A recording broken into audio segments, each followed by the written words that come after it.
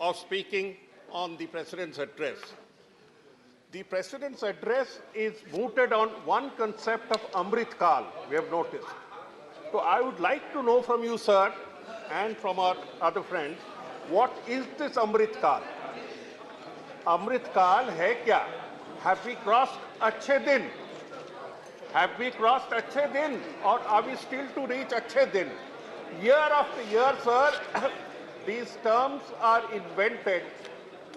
These terms are invented like Amrit Kal, Azadi Ke Mahotsav, Amrit Mahotsav. ये आज़ादी के अमृत महोत्सव पर मुझे दो शब्द कहना है कि we were very glad to see those whose genetic ancestors, whose political ancestors did not take part in the Azadi freedom struggle, were celebrating, were condoning, were making... Please, House in order, please. Sir, please, Mr. Nasir Hussain, please go back to your seat.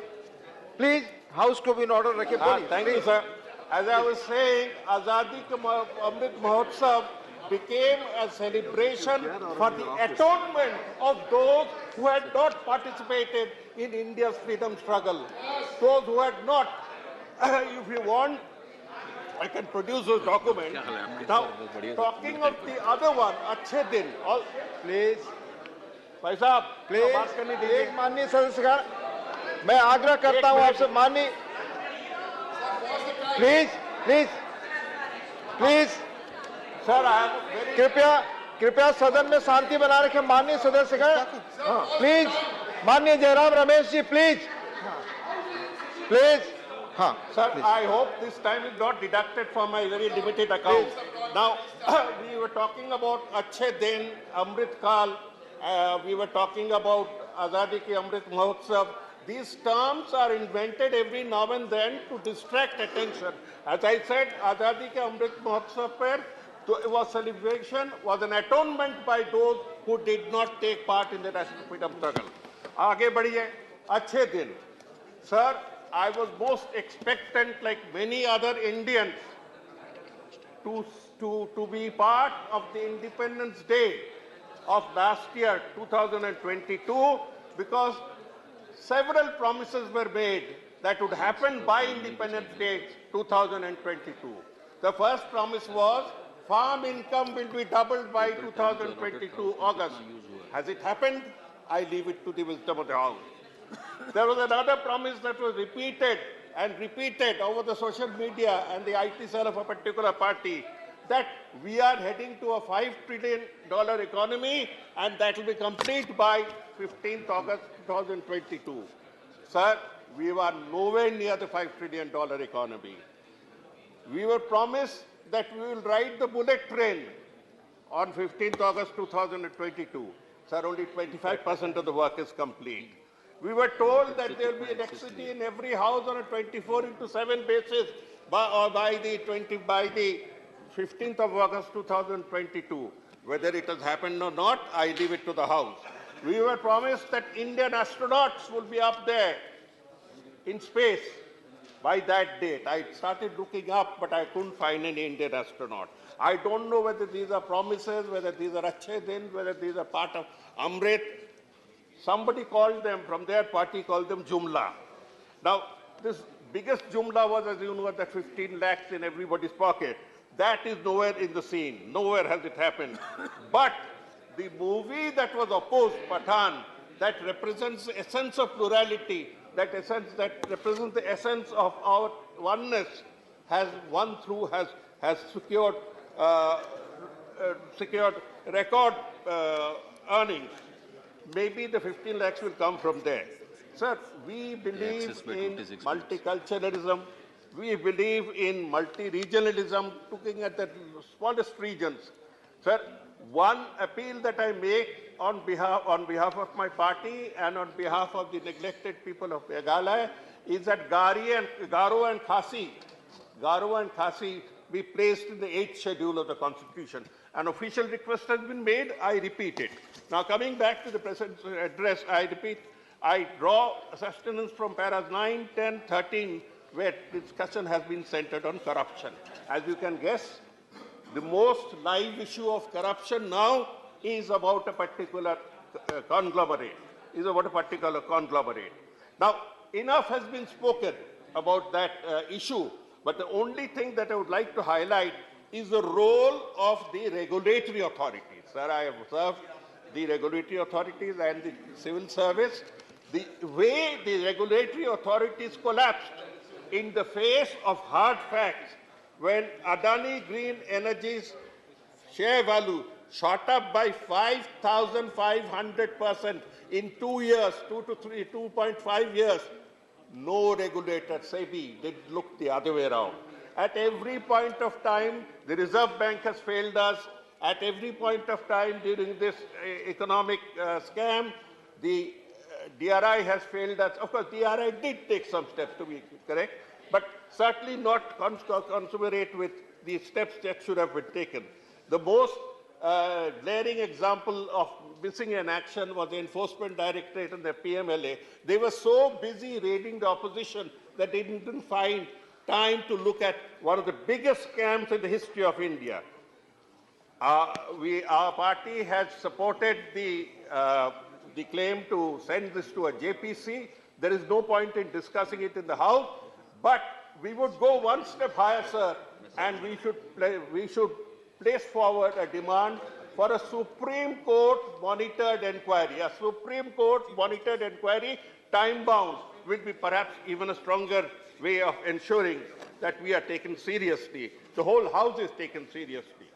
Sir, this report mentions about poverty. But poverty, what poverty are you talking about? I mean, I'm unable to understand. Because the entire basis is a report, that's the Consumer Expenditure Survey that was done last in 2011-12, before this government came, 11 years ago. In the last 11 years, or rather 9 years of this government, they did not undertake any consumer expenditure survey. One report that came out in 17-18, they took it off the website because it showed an uncharitable picture of this government. We repeat that the final consumer expenditure survey that is finally happening should be put out in the public domain as soon as possible, so we know whether India's poor constitute 8 crores or more. Sir, the Prime Minister and others have said with a lot of pride that we have been giving free food to 81 crores. 81 crores Hindustanis are lining up for free food grades, and nobody can remove it now. Does it mean that 81 crores out of 240 crores are poor? You revise your lines of poverty. You revise your norms of poverty. But come forward with facts. Come forward with facts. And in tackling poverty, as everyone knows, it's popular schemes like Narega and others that help. But Narega has been slashed from 111 crores to 89 crores last year, and to 60 crores. And out of this, West Bengal has been selected out maliciously for complete stoppage of Narega. You should come to Bengal to see how welfare schemes are conducted. Without the success of such schemes, we could not have resisted the massive onslaught that was thrown at us in 2021. With all the power of state and all the wealth that was possible, the people of Bengal rejected it with a 48% majority because of welfare schemes. Do take the trouble to come to Bengal for learning how to conduct welfare schemes. So one point I would like to draw the attention of my friends on both sides, that is very soon we'll move to Parliament House, a new Parliament building. Not 1 minute's discussion has been held with the users of Parliament. I have some insight because for the last 1.5 years I have been pursuing it with the minister concerned, who gives minister-type answers. Not one consultation has been held. We do not know what facilities are there. I inquired, they said, no, we don't have State Bank. Aapko State Bank ya banking ke liye baar-baar whose building says building karna hai. This space has been utilized for grand halls far beyond our requirement in the near future. And I see a plan behind these large halls, and you know that, sir. As it is, 50% of the members are outside in the lobby and doing their other important thing. So when the camera pans at this house, it looks half empty, as it is even now.